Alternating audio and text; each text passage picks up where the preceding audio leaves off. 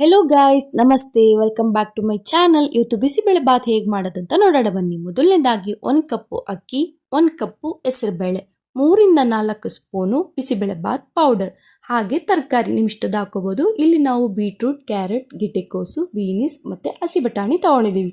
ಜೊತೆಗೆ 2 ಹೆಚ್ಚಿರೋ ಟೊಮೆಟೊ, ಉಪ್ಪು, ಅರಿಶಿಣ, ಹಿಂಗು, ಸಾಸಿವೆ, 2 ಒಣಮೆಣಸಿನ್ಕಾಯಿ, ಕರಿಬೇವು, ಕಡಲೆಬೇಳೆ, ಉದ್ದಿನಬೇಳೆ, ಬೆಳ್ಳುಳ್ಳಿ ಜಜ್ಜಿಟ್ಕೊಂಡಿದ್ದೀವಿ, ಈರುಳ್ಳಿ 1 ಸಣ್ಣಗೆ ಹೆಚ್ಚಿರೋದು, ಹಾಗೆ ಕಡಲೆ ಬೀಜ, ಎಣ್ಣೆ.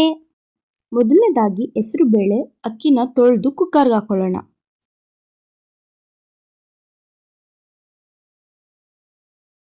ಈಗ ಇದಕ್ಕೆ ಹೆಚ್ಚಿರೋ ಟೊಮೆಟೊ ಹಾಗೆ ಎಲ್ಲ ತರಕಾರಿಗಳನ್ನ ಹಾಕೊಳ್ಳೋಣ.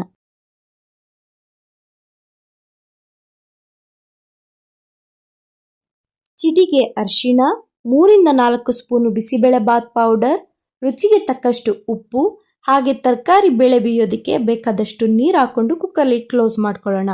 4-5 ವಿಷಲ್ ಬರ್ಸ್ಕೊಂಡು ಸ್ಟವ್ ಆಫ್ ಮಾಡ್ಕೊಳ್ಳೋಣ.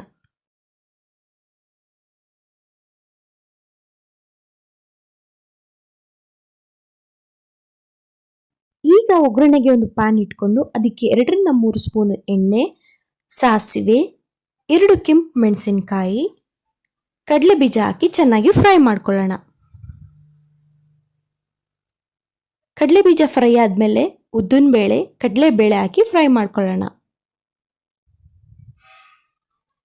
ಈಗ ಇದಕ್ಕೆ ಬೆಳ್ಳುಳ್ಳಿ, ಈರುಳ್ಳಿ ಹಾಕಿ ಚೆನ್ನಾಗಿ ಫ್ರೈ ಮಾಡ್ಕೊಳ್ಳಿ. ಬೆಳ್ಳುಳ್ಳಿ ಜಜ್ಜಿದ್ದು ಹಾಕೊಂಡ್ರೆ ತುಂಬ ಚೆನ್ನಾಗಿರುತ್ತೆ.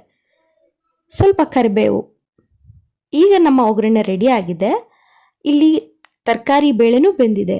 ಸೊ ನಿಮ್ಗೇನಾದರೂ ಈ ಹಂತದಲ್ಲಿ ಗಟ್ಟಿ ಅನಿಸಿದ್ರೆ ಸ್ವಲ್ಪ ಬಿಸಿ ನೀರನ್ನ ಕಾಯಿಸ್ಕೊಂಡು ಇದಕ್ಕೆ ಹಾಕಿ ಮಿಕ್ಸ್ ಮಾಡ್ಕೊಳ್ಳಿ. ಈಗ ಇದಕ್ಕೆ ಮಾಡಿಟ್ಟಿರೋ ಒಗ್ಗರಣೆ ಹಾಕೊಳ್ಳೋಣ.